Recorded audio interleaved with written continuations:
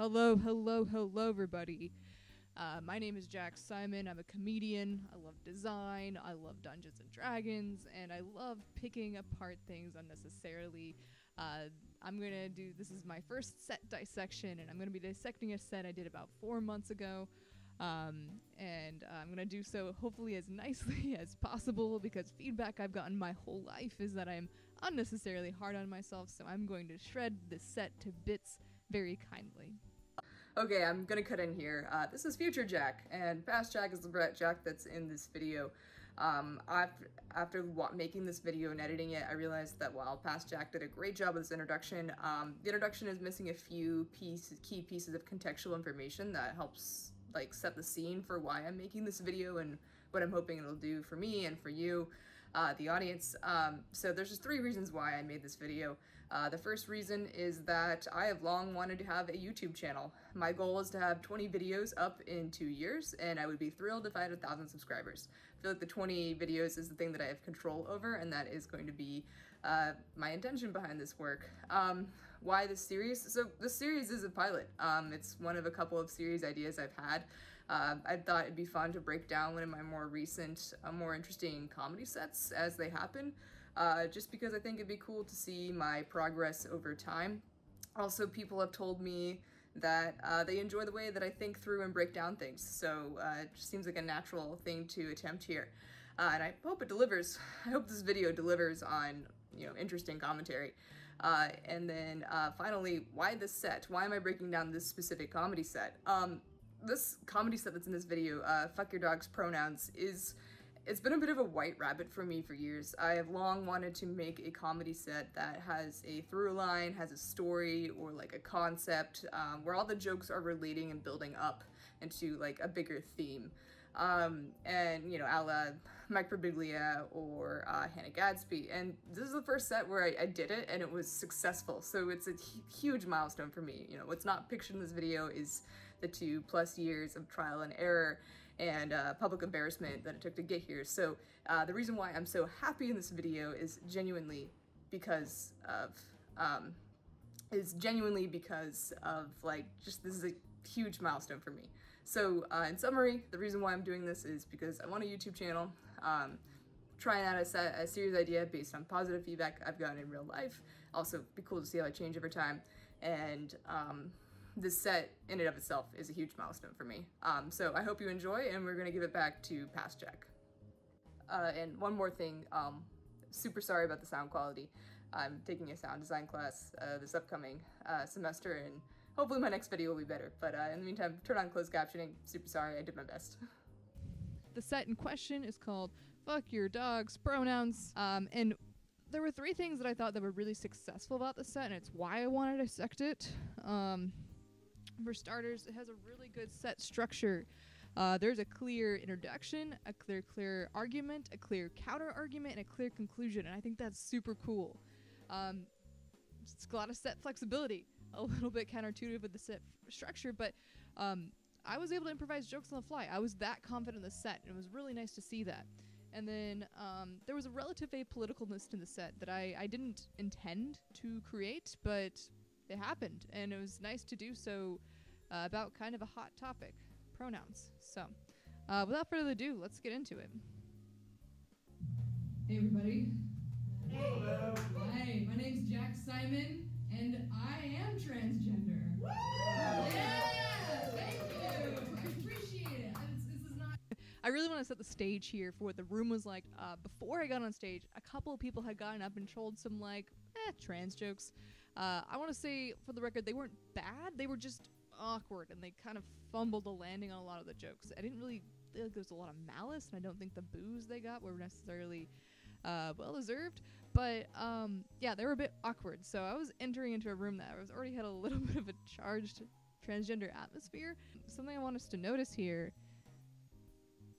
Hello. Hi, my name's Jack Simon, and I am transgender. Okay, I was nervous. See that face? I was nervous. This was the first time I had been in this room, and I just didn't know if people would react to trans jokes. In retrospect, that was kind of dumb. This was Jamaica Plain, Massachusetts, which, if you're not in the know, a lot of queer people live there. I don't know how queer this audience was, but I was fine. Yeah, thank you. I appreciate it. This is not coming out. I've been doing this for a hot sec. I've been joking it was a part-time job, and I've recently been promoted. This is a toss-away joke. For whatever reason, I just need an icebreaker joke for myself at the start of a set. I made that up. It's mad. Truly, I love being transgender. Ever since I came out, like, my life has been better. Like, it's easier for me to connect with people. I feel comfortable in my body. I feel like I have a future. You know, basic shit I didn't realize other people had. And that's nice. Okay, I don't know if you saw my face there. I didn't expect a laugh at that point. What I just said is the heart of the introduction. I gave clear reasons for why being transgender was beneficial for me, and it didn't feel super performative, despite being a performance. And I really hope it comes across as very genuine, because all those reasons are real. And I think it's really important to say it out loud. There's just one problem. I am one of them. One of them. As in, my pronouns are they, them, theirs. I wanted that joke to hit so bad, and it just didn't hit. Which, personally, my pronouns give me lots of love and light and joy in my life. The problem is, it does not give other people love and light and joy in their life, and they feel a need to let me know. They have opinions, they misgender. That set had a lot of hang time. Even though I wasn't getting a lot of laughs, I definitely felt a lot of engagement from the audience, and that felt really good. It's genuinely, like, rage-inducing sometimes. Like, frustrating. Like, you get to a point where you're like, shit, what do I do with all of this? And one outlet I have for it is comedy. That's why I'm here. Yeah, thank you! Okay, this was slightly improvised. It felt a little weird breaking the fourth wall there, being like, I'm on stage because I like comedy. Like, no fucking duh, but it worked, it hit. I'm really glad it did. The other outlet that I have for it is that I like, as a transgender person using they, them pronouns, I enjoy taking my revenge on this world by purposely misgendering other people's dogs. That was such a great delivery, such a great reward right there. Okay, I've just met someone new. Here they are. Here's their dog. I learned that their dog's name is Chloe. And I look at them, I look at Chloe, and I say, oh, Chloe, he seems like such a good boy. His pink collar makes him so handsome. I bet you when you take him to the dog park, he's a real rough and tumble dude. Chloe's owner doesn't usually like this very much. Okay. Props to my past self for doing such a good delivery. Also, slightly fuck you to my past self for doing such a good delivery. Because now I gotta do that again. I did so well, I have to repeat it. I want to make a note here. That pink collar line was written in my head about 5 minutes before I got on stage. I don't know what it's like for everybody else, but I always have like a little bit of tension in my head before I get on stage, where on one hand, I really want to be in the room. It really matters to be in the room. You know, I understand what all these comedians are individual performers, but we collectively have the same mission, like put on a good show for the audience, right? On the other hand, though, while I'm trying to pay attention in the room, I have this little editor in my head that's like, hang on, I can do this, I can do this, I can do this, I can do this. We gotta make all these last minute edits. And I think some people would call this adrenaline. The tension between my desire to be in the room and my editor wanting to be in my head, like, creates this delicious conflict where sometimes a lot of really great material will come out last minute. And this pink collar edition was an edition that came out of that. I want to say that at this point we're squarely into what I would call the argument of the set. Like, I would say that the introduction ends with I take my revenge on this world with purposely misgendering other people's dogs, and now we're squarely into the argument. And you might look at me, you might say, hang on, Jack, aren't you feeling a little bit of a hypocrite right now? You don't like being misgendered? Why are you misgendering this being? And I have two reasons. One, I want a taste of the power, okay? Other people are getting something out of this. I haven't figured out what it is yet, but I'm gonna keep doing it until I figure it out. Number two, I have a secret for all of you. You ready? don't give a shit about their pronouns. So long as I keep throwing that ball, Chloe's gonna come back to me. No matter if I say he, she, it, they, they, whatever, Chloe doesn't give a shit. Chloe might not even know his own goddamn name. Yeah, that whole part is just joyous to say out loud, because there's a little bit of a counter argument within the argument, right? Like, I have to own, why am I being a hypocrite right now? And it leads into such a beautiful supportive what my thesis statement is, which is dogs don't give a fuck about their pronouns, right? That's my thesis. The set has a thesis. That's super exciting. My lit analysis teacher would be so proud. I do like the idea that we can live in a world, very briefly, where maybe dogs deep down do care about their pronouns. You know, and when I think about that, I have to ask, do we think Chloe's owner has ever asked Chloe? Do you think there was ever a check-in? Because I've seen some butch golden retrievers. Dog that likes frisbee that much, that is a she-they. Okay, I'm gonna stop here. We're squarely into the counter argument at this point, right? I would say that the argument ends with Chloe might not even know his own goddamn name, which was another improvised line. I think I improvised, that was written either 10 seconds before, or like I just said that out loud right there. But the Butch Golden Retriever line, I have to say, I love that joke. Okay, like I know it's not the most politically correct because there are many butch people out there who would never use they pronouns. Okay, cool. But like it's such a dumb joke, and what I mean by a dumb joke is that if you apply any level of thought to it, it just completely fragments, right? It's just it's like nonsensical. And I think my sets need dumb jokes because they're heady, okay? Like thesis statement. There needs to be a dumb joke in my set to release that tension of like, I'm making an argument right now. I'm not just pointing out something that's funny. I am making an argument about how dog genders effectively. Catahoulas? Oh, they use some neo-pronoun shit, I am sure. I am also very positive that Australian Shepherds, they're they, them, theirs all the way down.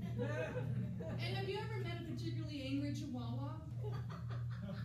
Are they angry because they're small? Love that cackle. Or are they just being fucking misgendered all the time? Yeah, Chihuahua, I get you.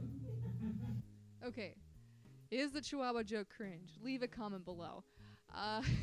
Support your argument with a clear thesis and 3 supporting lines of evidence. Point out like yeah, Chihuahua, I get you. That's so John Oliver. There's some clear John Oliver inspiration there. I love seeing and being able to acknowledge where I was inspired by somebody. Oh, this is super ridiculous because dogs don't give a shit about their pronouns. So that was the end of my counter argument right there, and it was just beautiful, right? I repeat the line, dogs don't give a shit about their pronouns. And so there's like a clear like separation here, and I love that. I did such a good job. I've really been thinking about this a lot because for starters, I have had the thought that like I think a dog's pronouns might get more respect than mine, and that's kind of like sad a little bit. The other reason why I've been thinking about it is because I want to adopt my own dog, right? Like everyone during the pandemic got a puppy. I got puppy envy. I want a fucking dog. And I've been thinking about that a lot. And I think one day I'm gonna get my Australian Shepherd because I love Australian Shepherds. It's why I think they're non-binary, right? Like I like projecting my gender onto that dog just like everybody else. Okay, this line is beautiful. 1, that was completely improvised. 2, it helped kind of save a slower section at the end, although I'm trying not to put it that way because I'm trying to be nice to myself. In fact, that slower section at the end is kind of needed because it had been so high energy before, and I'm dropping real shit. As you can see, I'm also having someone join me today. This is Nellie. It's dinner time. And it's also very salient to the point, right? Like, it's dog misgendering really isn't about somebody really caring about their dog's gender. It's not about the dog at all. It's about a person investing themselves into their own gender. Like, I used to walk dogs, basically, and when I walk dogs, I just realized people gender the fuck out of their animals. Like their girl dogs would be like, she's such a princess. Their boy dogs, yeah, they would say things like rough and tumble. They would say, oh, he's such a comedian, you know? It's a lot. And I'm not gonna go on some train of like, feminism means we should just treat dogs like dogs, but in a weird way, that's the heart of the set. I mentioned at the top that there would be some apoliticalness here, and that's what's kind of cool about the set, because there's two different people to think about here, right? There's people who would say it's just an animal, right? And there's people who would be confused by they them pronouns. And I feel like I'm gonna put my mic down here. I feel like there's a high level of overlap to these two sorts of people, and that's what's so beautiful about the set, is that, you know, regardless of what you feel about they them pronouns, like, fuck people who get weird about their dog's pronouns, okay? Like, that's, I even think as a trans person, like, that's a little ridiculous. I also want to say one more thing here before I continue, and because we're just going to watch the end from this point forwards. I feel like there's this idea, I was kind of hinting at this, but there's this idea that comedians only, they're improvising the set the entire time, and that's not true. I really want to like say out loud it's not true. In fact, if anything, a comedian set is so well written that it starts to feel improvised. It's like an ice skater where it looks so effortless that you're like, yeah, I could do that, and no, it's really fucking hard. I will say ice skating is harder than comedy. Such a joy to get to a point in my set. Like, I'm so confident here, where I can just let that editor in my head actively contribute to my set. And I'm really proud of it for that. I'm gonna get that dog. I'm gonna take it for walks. I'm gonna take it to the vet. I'm gonna take the best goddamn care of that dog that I possibly can. And one day, I'm gonna show up to the dog park. And someone's gonna ask me, hey, what's your dog's name? I'm gonna say something like Jessie. And they're gonna say Jessie. It is so hard to find a non-binary dog's name, okay? Most dog names are extremely gendered, okay? Like you got Max, you got Daisy, you got Duke, you got Felix, right? These are all really gendered dogs' names. And even dogs' names that are nouns, hot take, dogs' names that are nouns are kind of masculine, like Biscuit or Butter. Like, those tend to be boy dogs. So my girlfriend and I sat there for a while, like, oh my god, there's no agender dogs' names. And Jessie, like, ultimately was like, okay, this sounds dog enough and also agender enough, and like dog agender enough for it to work. Also, I'm gonna just back up 5 seconds.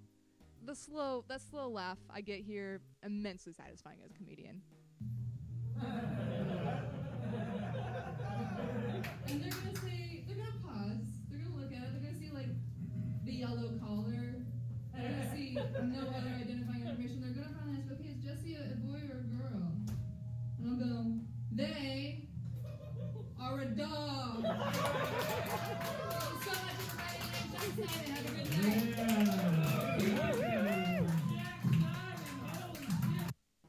The set is immensely satisfying. Like, maybe someone who's watching this was in the room, but just by the end, everyone in the room had their eyes on me. Everyone in the room was listening, and it just, that electric feeling of everyone's waiting for that last joke to hit, because we know where it's headed, right? We've heard dogs don't give a fuck about your pronouns. Dogs don't give a fuck about the pronouns.